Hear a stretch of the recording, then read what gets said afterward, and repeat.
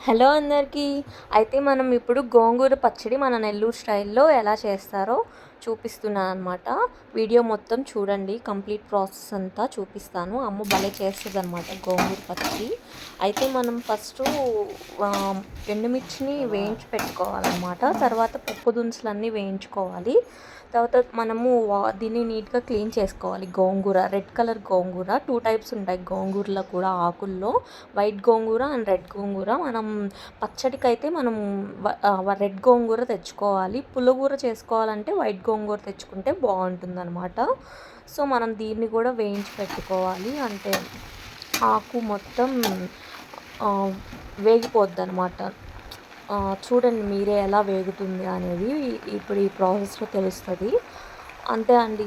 ఆకంతా వేయించుకున్న తర్వాత ఇంకా కంటిన్యూషన్ చూడండి మీరు ఏం చేస్తుందో. ఇద్దో చూడండి ఇలా బ్రౌనిష్గా వచ్చేస్తుంది అన్నమాట ఆకు అనేది. తర్వాత ఉప్పు పసుపు యాడ్ చేసుకోవాలి. తర్వాత ఇలా వస్తుంది కదా, అప్పుడు ఇంక మనం స్టవ్ ఆఫ్ చేసుకొని దించేసుకోవాలి. ఆ తర్వాత మనం ఏం చేసుకోవాలంటే మనం వేయించుకున్నాం కదా పప్పు దినుసులు అలాగే మిరపకాయలు, వాటిని మనం మిక్సీ పట్టుకోవాలి. మిక్సీ పట్టుకున్న తర్వాత ఇంకా అంతే అండి. ఇంకా తర్వాత మనము ఆల్రెడీ కొంచెం ఉప్పు యాడ్ చేసాము ఇందాక ఆకులో. ఇప్పుడు మిర్చికి కొంచెం ఉప్పు తీసుకోవాలంటే అంటే మనకు తగినంత ఉప్పు తీసుకోవాలన్నమాట. మీరు ఎంత ఉప్పు తింటారో అంత దానికి తగ్గట్టుగా ఉప్పు యాడ్ చేసుకుంటూ ఉండాలి. దీంట్లోకి వచ్చి తెల్లగడ్డలు వేసుకొని ఇంకా దంచుకోవాలి. మమ్మీ ఏం చేస్తారంటే మీరు కంప్లీట్గా మిక్సీ పట్టుకోవాల్సిన అవసరమే లేదు, ఇలా దంచుకోవచ్చు రోకల్లో. కానీ అంత దంచలేం కాబట్టి ఇప్పుడున్న జనరేషన్కి అంత శక్తి లేదు కదా.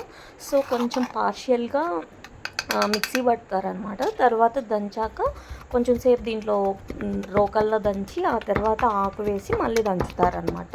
చాలా టేస్టీగా వస్తుందండి. కొంచెమైనా సరే మనం రోకల్లో వేసి దంచుకొని తింటే అబ్బా కమ్మగా ఉంటుందన్నమాట ఆ పచ్చడి.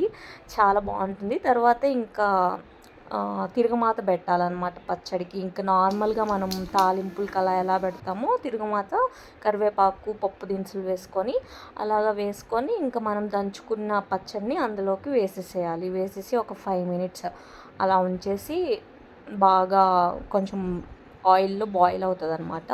మంచి టేస్ట్ వస్తుంది తర్వాత తిరుగుమాత వేసుకున్న తర్వాత.